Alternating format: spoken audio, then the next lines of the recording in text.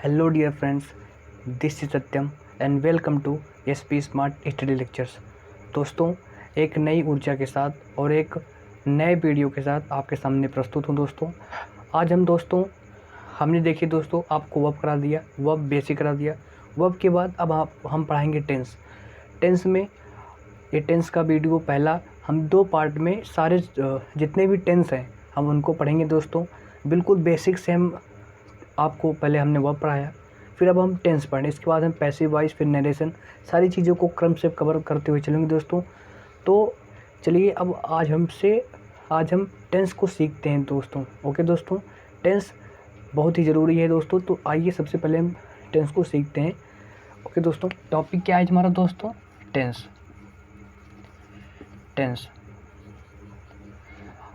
अब दोस्तों समझते हैं कि टेंस है क्या। तो बेसिक सी बात है, टेंस यानी काल, यानी यह किसी कार्य के समय को दर्शाता है, और समय अवस्था यानी कार्य जो है वो किस समय में हो रहा है उसी को दर्शाता है। इसका अर्थ होता है टेंस यानी काल, यानी कार्य के समय को दर्शाता है टेंस। ओके दोस्तों, टेंस में हम 3 टेंस का अध्ययन करते हैं दोस्तों। 3 टेंसेस का अध्ययन करते हैं, जिनमें हमारा सबसे पहले आता है प्रेजेंट टेंस। ओके दोस्तों, किसका दोस्तों? Present tense. दूसरा हम अध्ययन करते हैं दोस्तों पास्ट टेंस। ओके दोस्तों, इसके बाद आता है हमारा फ्यूचर टेंस। फ्यूचर टेंस से बेसिक बातें आपने सीख रखी होंगी।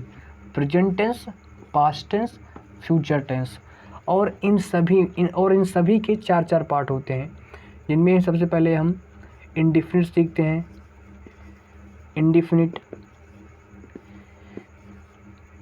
मतलब सभी के 4 पार्ट, इसमें हम इंडेफिनिट सीखते हैं।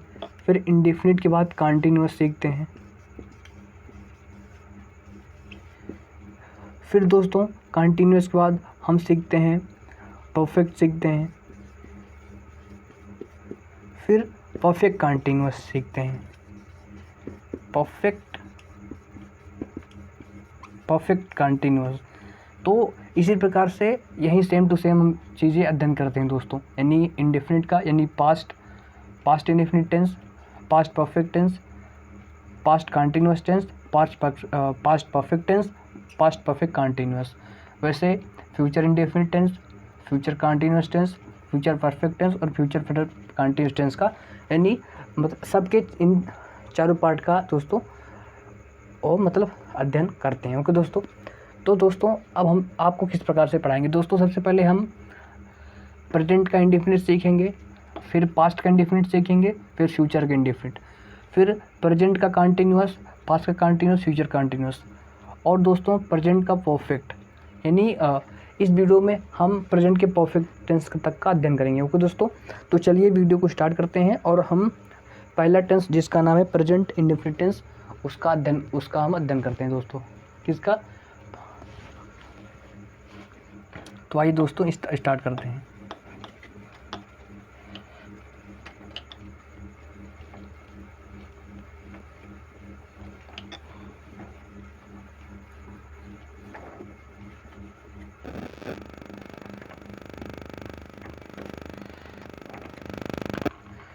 किसका दोस्तों? प्रेजेंट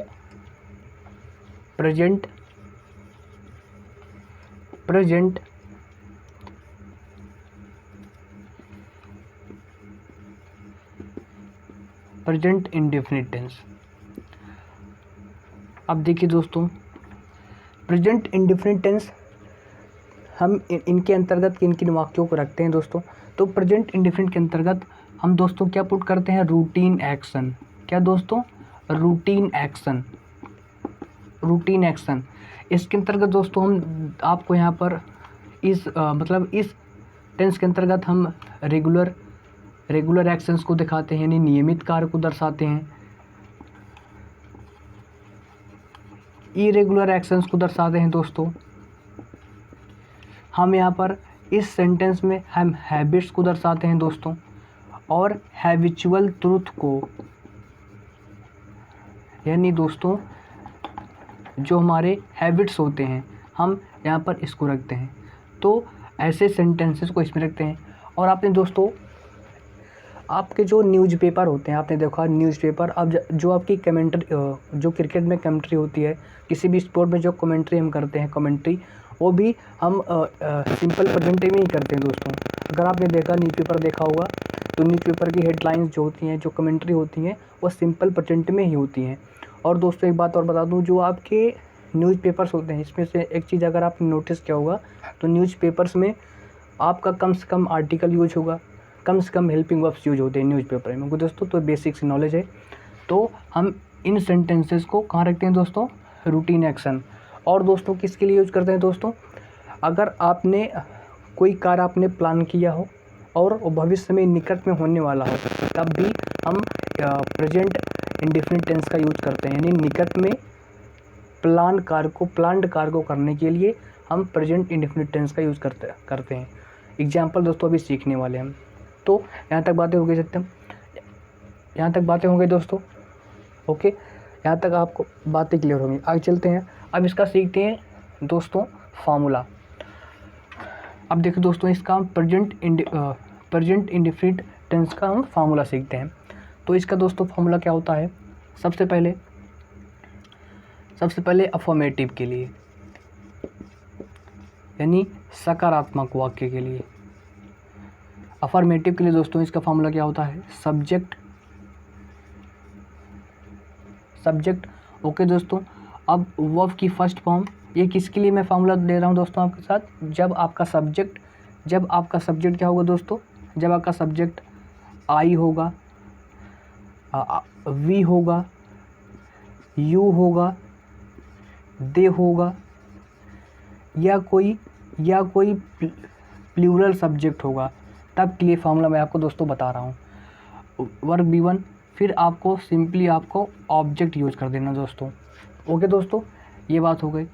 अब देखिए इसके बाद दोस्तों क्लियर।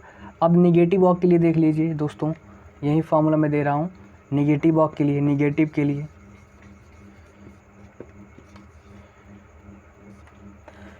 के लिए दोस्तों क्या फार्मूला होगा इसका? सब्जेक्ट प्लस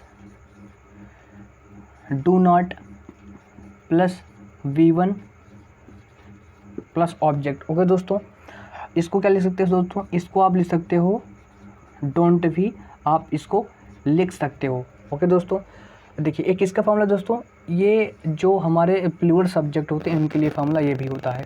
अब जैसे ये हो गया दोस्तों, इसके बाद नेगेटिव फार्मूला। अब इंट्रोगेटिव का फार्मूला क्या दोस्तों?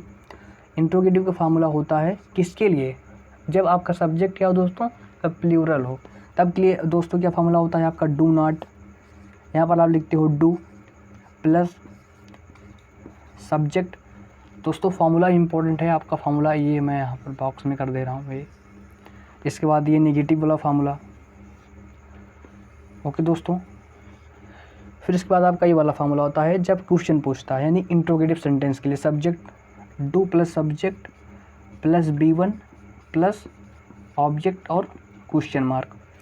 ओके दोस्तों, एक और फार्मूला, अगर इसी में क्वेश्चन पूछे, do plus subject plus not plus B1 plus object, तब के लिए फार्मूला यूज होता है दोस्तों। और इस सेंटेंस को हम इस प्रकार भी ले सकते हैं दोस्तों, इस प्रकार भी हम इस सेंटेंस को लिख सकते हैं, don't plus subject plus B1 plus object. Okay दोस्तों, अब मान लीजिए आपकी WH कोई फैमिली आ गई, मतलब WH से क्वेश्चन, कोई WH, तो इसका फार्मूला क्या दोस्तों? तो उसका फार्मूला दोस्तों मैं आपको यहाँ लिख दे रहा हूँ, शायद आपको विजुअल होगा। यहाँ मैं लिख दे रहा हूँ इसके आगे। मान लीजिए कोई WH फैमिली से आ गया, मतलब व्हेन, विल, व्हेन, वाई, ये सब दोस्तों। तो WH family plus do not, WH family plus do plus subject plus verb की फर्स्ट फॉर्म दोस्तों प्लस ऑब्जेक्ट और क्वेश्चन मार्क, ये आपका फॉर्मूला होगा दोस्तों। अब अगर इसमें नॉट आए दोस्तों, तो आपको सब्जेक्ट के बाद आपको नॉट का यूज कर देना दोस्तों। तो ये हो गए दोस्तों कब के लिए, जब हमारा सब्जेक्ट होता है दोस्तों आई, वी, यू, दे या कोई प्लूरल सब्जेक्ट हो दोस्तों, तो तब के लिए फार्मूला होता है दोस्तों। अब देखिए, अब इसी फार्मूले को मैं किसके लिए दे रहा हूँ दोस्तों, जब आपका सब्जेक्ट यानी जब आपका सब्जेक्ट क्या हो दोस्तों, जब आपका सब्जेक्ट ही हो, सी हो, इट हो दोस्तों, इट हो, कोई नेम हो या कोई सिंगुलर सब्जेक्ट हो, कोई सिंगुलर सब्जेक्ट हो दोस्तों, तब आपके लिए फार्मूलाज क्या है, तब अफर्मेटिव के लिए आपका फार्मूला ये होगा दोस्तों, सब्जेक्ट होगा दोस्तों, सब्जेक्ट वर्ब की फर्स्ट फॉर्म में आपको एस या ई एस जोड़नी है प्लस ऑब्जेक्ट। ओके दोस्तों, ये फार्मूला होता है इसका। आई होप आप लोगों ने यहाँ तक सीखा होगा। इसके बाद दोस्तों निगेटिव में दोस्तों हम क्या यूज़ करते हैं, निगेटिव में आप लिखते हो subject plus does not. Subject में हम किसका, जब आपका सब्जेक्ट सिंगुलर होगा तब हम हेल्पिंग वर्ब के रूप में डज नॉट यूज़ करते हैं। दोस्तों डज नॉट प्लस इसके बाद आप वर्ब का यूज़ करते हो, फिर आप यस या ईएस का आप इसके बाद यस या ईएस का यूज़, इसके बाद दोस्तों आप यस या ईएस का यूज़, इसके बाद आप यस ईएस का यूज़ नहीं। ओके दोस्तों, मैंने क्या बताया, हाँ तो subject plus does not plus B1, इसके बाद प्लस आप ऑब्जेक्ट का यूज़ करते हैं। ओके दोस्तों, ये हो गया आपका निगेटिव फार्मूला। अब इंट्रोगेटिव के लिए, इसके लिए क्या फार्मूला होता है, इंट्रोगेटिव के लिए फार्मूला होता है दोस्तों इंट्रोगेटिव से शुरुआत होगी ना, तो इसकी फार्मूला क्या होगा दोस्तों, इसका फार्मूला होता है डज। इसको दोस्तों आप लिख सकते हो, इसको डजेंट भी लिख सकते हो, यानी इस प्रकार से आप इसको लिख सकते हो दोस्तों। अब इसके देखिए दोस्तों, एक इंट्रोगेटिव का formula does plus subject. Okay दोस्तों, does plus subject plus verb की first form plus object. Okay दोस्तों, ये है इंट्रोगेटिव का फार्मूला, आपका प्रेजेंट इंडेफिनिट का इंट्रोगेटिव फार्मूला जब आपका सब्जेक्ट सिंगुलर हो। इसके बाद दोस्तों जब इसमें निगेशन आ जाए, यानी सब्जेक्ट प्लस नॉट, फिर आपको नॉट सब्जेक्ट के बाद नॉट का यूज़ करना है, बाकी सारी चीज़ें सेम टू सेम आपको रहनी देनी है दोस्तों।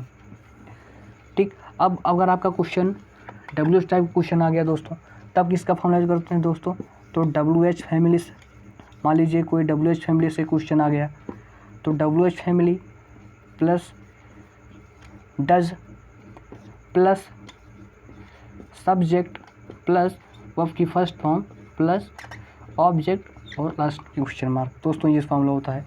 अब मान लीजिए दोस्तों इसमें भी आपको नॉट यूज करना है, दोस्तों तो इसका फार्मूला मैं आपको यहाँ बता दे रहा हूँ, ठीक है दोस्तों।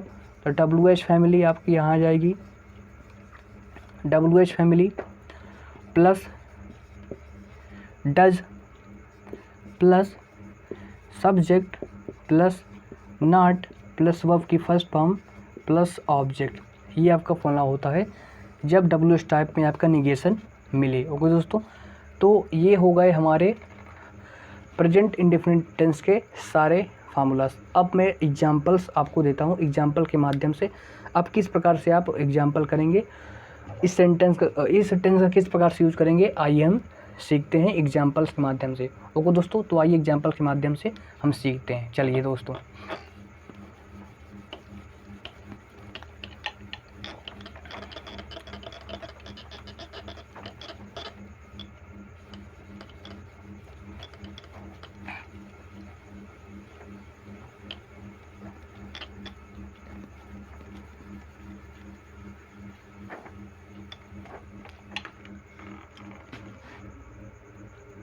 आइए दोस्तों अब एग्जाम्पल समझते हैं। एग्जाम्पल जैसे एग्जाम्पल लेते हैं हम दोस्तों, एग्जाम्पल को समझते हैं। जैसे दोस्तों, जैसे he sings uh song. Okay दोस्तों, और एक मान ये हमारा क्या है, सिंगुलर सब्जेक्ट है। मान लीजिए हमने एक प्योर सब्जेक्ट लिया, वी सिंग आ सॉन्ग। अब दोस्तों एग्जाम्पल से हम जितने भी हमने फॉर्मूलाज पढ़े उन सब का हम अध्ययन यहाँ से सीख लेंगे दोस्तों। तो बिल्कुल बेसिक है चीज़ें मैं से आपको सिखा रहा हूँ। अब देखिए दोस्तों, ये क्या है, अफर्मेटिव है। ये क्या है, अफर्मेटिव है। अब मान लीजिए इसका आपको निगेटिव यूज़ करना है, तो मैंने क्या बताया, फॉर्मूले में क्या बताया आपको, डज नॉट है।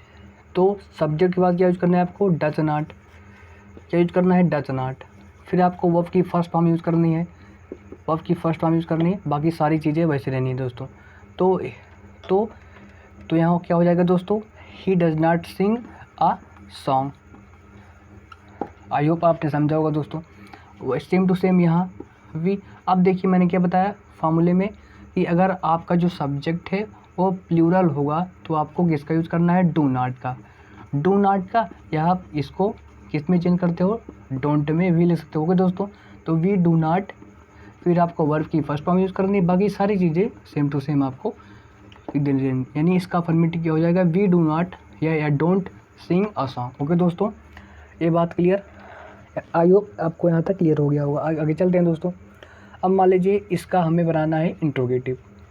तो मैंने क्या फॉर्मूले में सबसे पहले क्या है दोस्तों, डज। डज के बाद सब्जेक्ट, फिर वर्ब की फर्स्ट फॉर्म। तो डज ही, वर्ब क्या है, सिंग। सिंग की फर्स्ट फॉर्म क्या होती है, सिंग। तो does he sing a song दोस्तों। तो लास्ट में क्वेश्चन मार्क, ये हो जाएगा इसका इंट्रोगेटिव। इसका इंट्रोगेटिव क्या होगा दोस्तों, इसका इंट्रोगेटिव होगा do we sing a song. Okay दोस्तों, आई होप। अब मान लीजिए इंट्रोगेटिव में भी आपको निगेशन दिख गया, तो इसका क्या होगा दोस्तों, सब्जेक्ट के बाद, यानी डज, फिर सब्जेक्ट के बाद हम नॉट का यूज़ करते हैं दोस्तों, फार्मूला आपने सीखा होगा। तो does he not sing a song. Okay दोस्तों, इसको क्या लिखेंगे दोस्तों, do we not sing a song. Okay दोस्तों, आई होप आपने यहाँ तक समझा होगा। अब मान लीजिए दोस्तों, क्या होगा दोस्तों, इसको क्या लिख सकते हैं, इसको आप लिख सकते हो इस प्रकार से भी, इसको आप इस प्रकार से भी लिख सकते हो, doesn't he sing a song. इस सेंटेंस को आप इस प्रकार से भी लिख सकते हो। इसको क्या लिख सकते हो दोस्तों, इसको आप लिख सकते हो, don't we sing a song. I hope दोस्तों आप लोगों ने यहाँ तक समझा होगा। ओके दोस्तों, इसके बाद दोस्तों, अब मान लीजिए आपका WH फैमिली से क्वेश्चन कोई बन गया, जैसे यहाँ से इसी का मैं एक क्वेश्चन बना दे रहा हूँ। जैसे मान लीजिए वह गीत क्यों गाता है, यानी why does he sing a song. तो आप इस प्रकार से भी इस सेंटेंस को कर सकते हो। इसको कैसे करेंगे दोस्तों, इसको करोगे आप, why do we sing a song. Okay दोस्तों, ये ऐसे हो गया, ठीक। तो देखा दोस्तों, ये थे एग्जाम्पल्स, और सारे जितने भी फॉर्मूले मैंने लिखवाए उन सब के एक एग्जाम्पल से मैंने सारे आपको समझाने का प्रयास किया। एक बार मैं बता देता हूँ आपको कि अगर आपका सब्जेक्ट सिंगुलर हो, यानी ही, सी, इट, कोई नेम हो या कोई भी सिंगुलर सब्जेक्ट हो दोस्तों, तो हम उसके साथ अफर्मेटिव सेंटेंस में वर्ब का यूज़ करते हैं, वर्ब के साथ या सही इसका यूज़ करते हैं। अगर आपका जो सब्जेक्ट है वो प्लूरल हो, जैसे वी, आई, दे, कोई प्लूरल सब्जेक्ट हो दोस्तों, तो हम उसके साथ हेल्पिंग वर्ब के रूप में किसका यूज़ करते हैं दोस्तों, डू नॉट का दोस्तों। और हमने सारे फार्मूलास आपको लिखवा दिए दोस्तों, और ये उनके बेस पर सारे examples.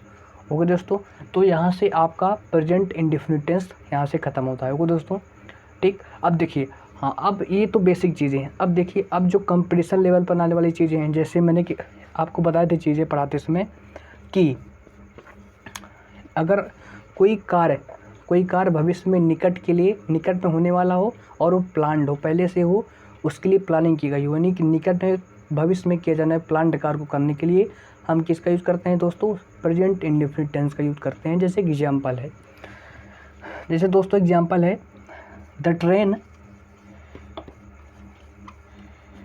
Train departs at 9 o'clock। 9 o'clock। Okay दोस्तों, तो आपको यहाँ पर इस सेंटेंस को साफ दिख रहा है दोस्तों, यहाँ पर क्या है, वही चीज़ है कि फ्यूचर में कोई प्लान्ड कार्य करना हो तो उसे हम किसका यूज़ करते हैं दोस्तों, प्रेजेंट इंडेफिनिट का यूज करते हैं। ओके दोस्तों, और हम रूटीन को बताने के लिए भी प्रेजेंट, सिंपल प्रेजेंट का यूज़ करते हैं। ओके दोस्तों, यहाँ से आपका प्रेजेंट इंडेफिनिट टेंस कंप्लीट होता है। इसके बाद दोस्तों हम किसका पढ़ेंगे, पास्ट का इंडेफिनिट यानी पास्ट इंडेफिनिट टेंस का अध्ययन करेंगे। ओके दोस्तों, तो चलिए हम उसका अध्ययन करते हैं। अब दोस्तों हम किसका अध्ययन करेंगे, पास्ट इंडेफिनिट का। दोस्तों किसका अध्ययन करेंगे हम, अब अध्ययन करेंगे दोस्तों हम पास्ट इंडेफिनिट का।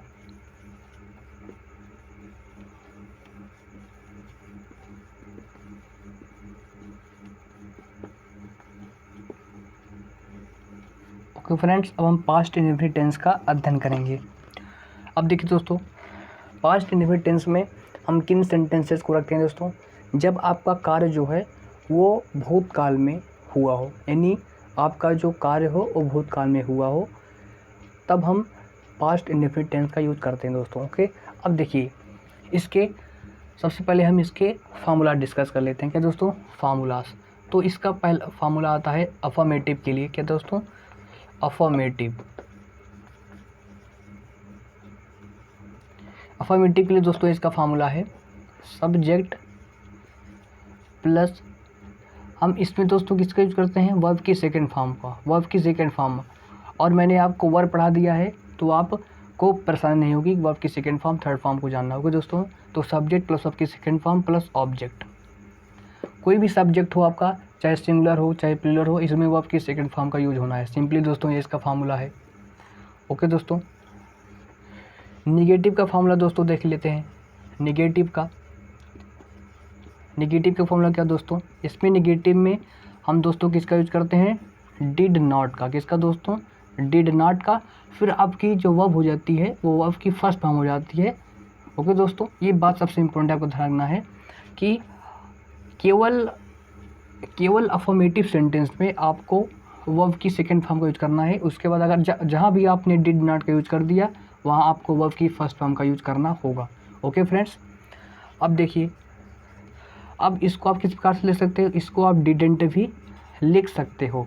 क्या है दोस्तों, डिडेंट भी आप इसको लिख सकते हो, कोई दिक्कत नहीं होगा दोस्तों। इसके बाद दोस्तों हम सीखते हैं इंट्रोगेटिव। इंट्रोगेटिव का दोस्तों फॉर्मूला क्या आता है, इसका फॉर्मूला दोस्तों डिड, फिर उसके बाद सब्जेक्ट, फिर इसके बाद वर्ब की फर्स्ट फॉर्म प्लस ऑब्जेक्ट दोस्तों। ओके दोस्तों, ये होता है इंट्रोगेटिव का।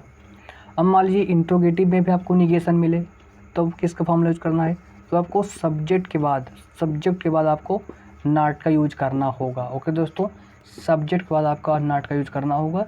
ये फार्मूला है इसका। ओके दोस्तों, ये इसका फार्मूला है। अब दोस्तों इस सेंटेंस को हम ऐसे भी लिख सकते हैं दोस्तों, कैसे भी, इस प्रकार से भी लिख सकते हैं। कैसे, ऐसे, यानी ये भी फार्मूला इस तरह से भी हम सेंटेंस को लिख सकते हैं।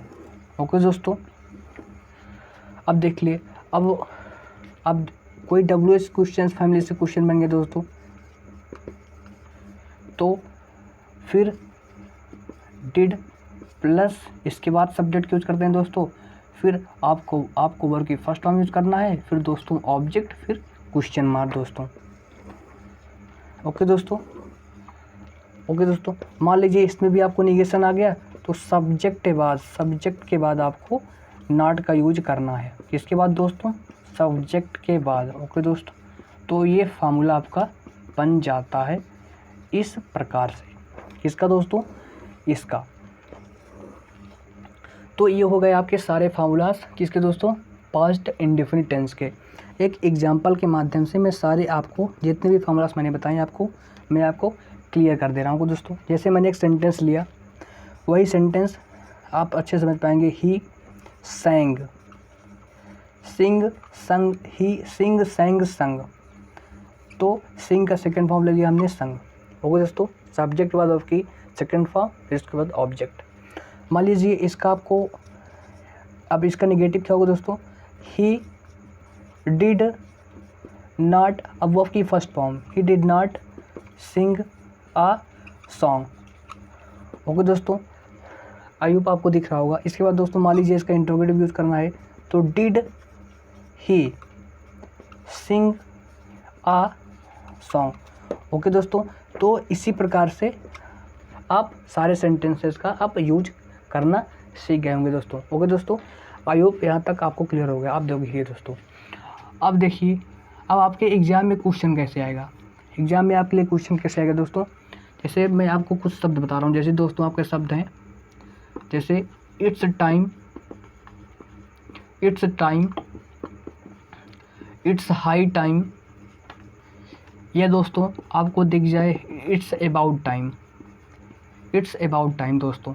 और इन सब के बाद, या दोस्तों अगर इन सब के बाद आपको सब्जेक्ट दिख जाए दोस्तों, तो आपको वर्ब की सेकंड फॉर्म यूज़ करनी है, that is the most important.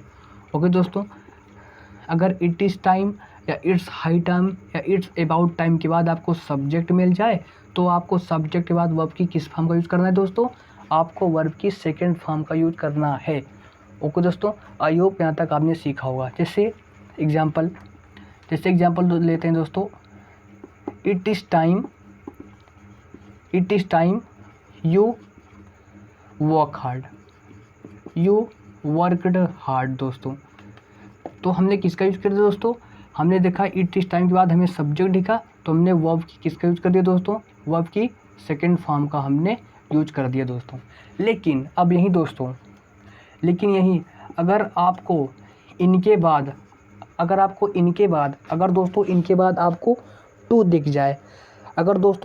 आपको टू दिख जाए, टू दिख जाए तो आपको वर्ब की फर्स्ट फॉर्म का यूज करना होगा। अगर इनके बाद आपको टू दिख जाए, सब्जेक्ट दिखे तो आपकी सेकंड फॉर्म यूज़ करनी। अगर आपको इनके बाद टू दिख जाए तो आप वर्ब की फर्स्ट फॉर्म का यूज़ करना होगा दोस्तों। जैसे एग्जांपल मैं आपको बता रहा हूँ, जैसे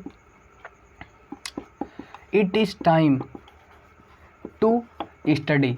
ओके दोस्तों, तो आपने देखा तो इट इज़ टाइम के बाद हमें टू दिखा, इसलिए हमने किसका यूज़ किया दोस्तों, वर्ब की फर्स्ट फॉर्म का हमने यूज कर दिया। बस दोस्तों, पास्ट इंडेफिनिट में आपके एग्ज़ाम के लिए यही सबसे इम्पोर्टेंट कॉन्सेप्ट था दोस्तों, और बाकी सारी चीज़ें आपने तो आप सीखते जा रहे होगे दोस्तों। तो यहाँ से आपका कौन सा टेंस खत्म हुआ, पास्ट इंडेफिनिट टेंस भी आपका दोस्तों यहाँ से समाप्त हुआ। अब हम सीखेंगे दोस्तों फ्यूचर इंडेफिनिट टेंस का हम अध्ययन करेंगे। ओके दोस्तों, तो अब दोस्तों किसका अध्ययन करेंगे, हम फ्यूचर इंडेफिनिट टेंस का अध्ययन करेंगे ओके दोस्तों, किसका दोस्तों future indefinite tense. Future indefinite tense का हम अध्ययन करेंगे फ्रेंड्स। अब देखिए फ्यूचर इंडेफिनिट टेंस का अध्ययन करेंगे दोस्तों। हाँ देखिए दोस्तों, फ्यूचर इंडेफिनिट टेंस में क्या होता है दोस्तों, कि हम जो कार्य भविष्य में होते हैं हम उनका यूज हम फ्यूचर इंडेफिनिट टेंस में करते हैं दोस्तों। अब देखिए फ्यूचर इंडेफिनिट टेंस के लिए मैं आपको सबसे पहले मैं फार्मूलास दिखा रहा हूँ, ठीक ना दोस्तों। तो अफर्मेटिव के लिए दोस्तों क्या फार्मूला होता है इसके लिए, अफर्मेटिव के लिए यानी इसके लिए दोस्तों हम फार्मूला यूज करते हैं सब्जेक्ट प्लस विल या शैल।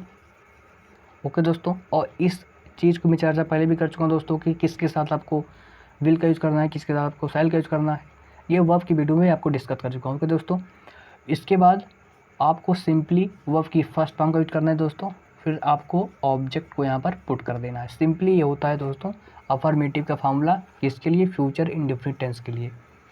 ओके दोस्तों, अब हम सीखते हैं नेगेटिव का फार्मूला। किसका दोस्तों, नेगेटिव का फार्मूला। तो सब्जेक्ट प्लस विल या शैल प्लस नॉट, केवल आपको नॉट यूज कर देना है, बाकी वर्ब की फर्स्ट फॉर्म और ऑब्जेक्ट को आपको लिख देना है। ये होता है हमारा दोस्तों क्या दोस्तों। अब देखिए, अब इन दोनों को मिलाकर क्या लिख सकते हैं दोस्तों, हम इन दोनों को मिलाकर क्या लिख सकते हैं दोस्तों, लिख सकते हैं दोस्तों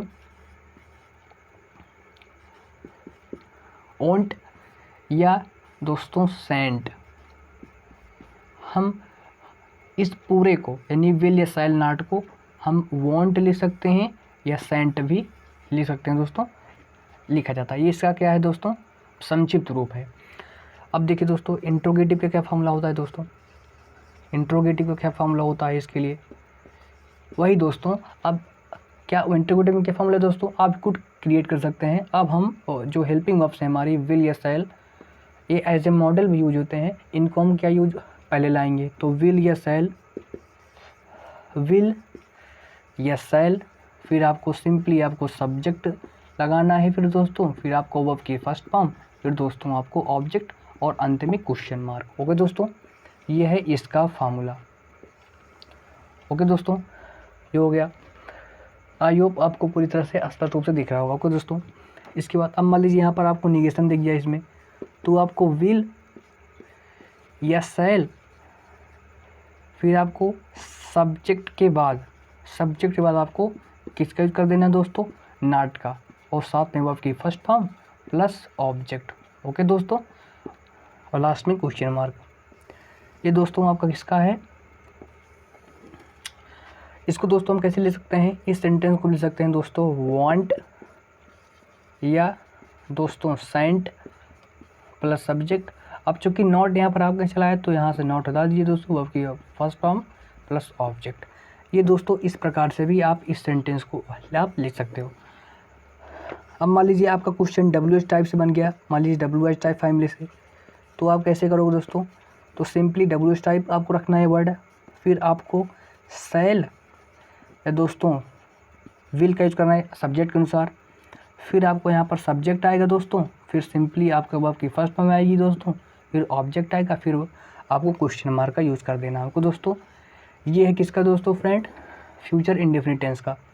ओके दोस्तों, अब मान लीजिए इसमें भी आपको निगेशन दिख गया, तो WH family same to same चीज़ें रहेंगी, फिर शैल या विल रहेगा दोस्तों आपका सब्जेक्ट के अनुसार, फिर हम सब्जेक्ट के बाद हम दोस्तों नॉट का यूज कर देते हैं प्लस V1, और लास्ट में हम ऑब्जेक्ट